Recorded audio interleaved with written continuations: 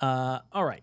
So edgewise, we both have Hassan Reddick on here, but Hassan Reddick, if he does not report, can go on a list that omits him from our 53-man roster. We're exempt from his cap until he winds up reporting. So this could be a spot where we save an extra player because of Reddick not showing up. We've got Jermaine Johnson opposite him. Then I think the next two guys in the depth chart line would be Clemens and McDonald that would rotate in on that second defensive line. We keep Tack McKinley and Braden McGregor. What are your thoughts on how the edge room looks? Some of your thoughts maybe on Hassan Reddick and maybe keeping Michael Clemens. That was a kind of a hot button topic for people for a little bit there. Yeah, which I don't understand, to be honest with you. Like to me, I think he's a lockstep no brainer. He plays a role. He's going to fill a role definitely on the edge and early down, setting the edge, and definitely more so on special teams where he can probably affect the game in a more positive manner. But yeah, it's been a while. It's been a wild discourse about Michael Clemens over the past couple days. But for me, he's in there for sure. And like I said, I put Pat McKinley on here. Mm-hmm. For now, I think that he could be one of those guys that kind of play that roster gymnastics with. Mm-hmm. I think he's earned a spot. I know he's an older guy.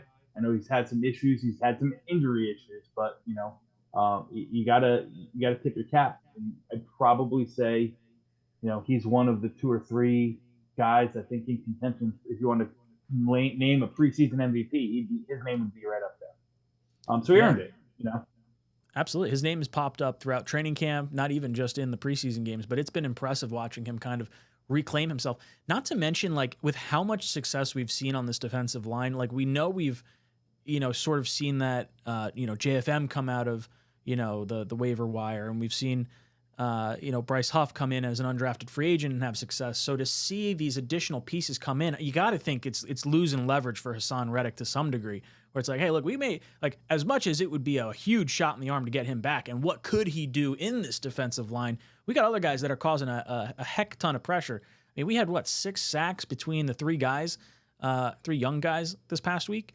So yeah. Very, very much awesome to see. Hype pops in here real quick with the super chat. Thanks so much. He says, Obanezas are exemptions. Abina Easy. Man, see that? I'm going to jack that name up constantly. It's not an easy name. Our exemptions for 17th practice spot. Is that like a international player spot? Is that what that Correct. is? Correct. That's exactly what it is. Very cool. I see Zachary in here. He says, I want to boost the rosters to 55 to make us feel better. Not even just that. We added the extra game at the end of the season. So you would have thought by virtue of just having that additional game, you would be expanding the roster slightly. They are talking about adding an 18th game or potentially a second bye week or something like that, or maybe both of them. So maybe they look at roster expansion at that point, but I completely agree. I'd love to see a little bit more from the roster perspective. Yeah, and about the edges, before you move on, we both have Braden McGregor. Mm-hmm. I think he's a guy again that falls in that realm of you have to protect him. Mm-hmm. You have to protect him because he's going to get claimed otherwise. So if they try to Jason Pinnock him and sneak him and expose him to waivers, I think he'll get claimed. He's just got enough. Listen, he's not flashy, but he's got enough size and length. And definitely enough motor that a team will take a chance on him to develop. And I'd hate to lose that. So he's one of the guys that I really, really would want to keep. And even at the expense of the Irv Charleses of the world. So on and so forth. Mm-hmm.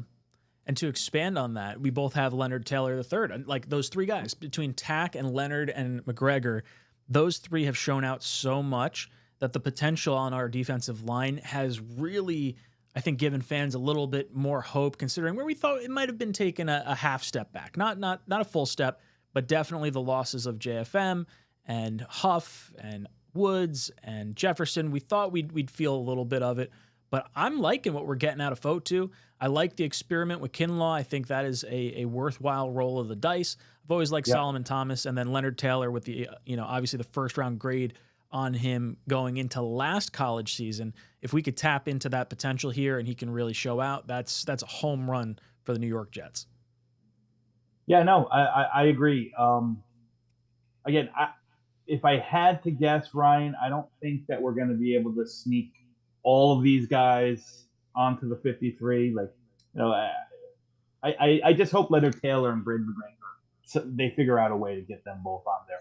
Leonard Taylor, not so much. Like, listen, he's still very, very raw. He's still a development. I don't expect him to really affect the game all that much this year.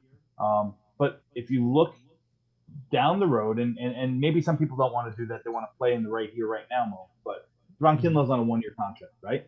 Q's got 2 more years. You assume they're going to re-up him. Solly's on a 1-year contract and now is pushing 31 years old. There's not much. Lecky Fotu's on a 1-year contract. So the spot is prime for Leonard Taylor to come in, make the roster, even if he's inactive or even if he plays very limited responsibilities or roles throughout the year. You just kind of take that in and let him kind of learn and soak. Now, listen, he doesn't come flawless. There's a reason he was undrafted. He's definitely got some off the field stuff. There's been questions about his drive. There's been, questions about his motor and if he's really got it in him to play every play to 100%. His college film showed that he didn't.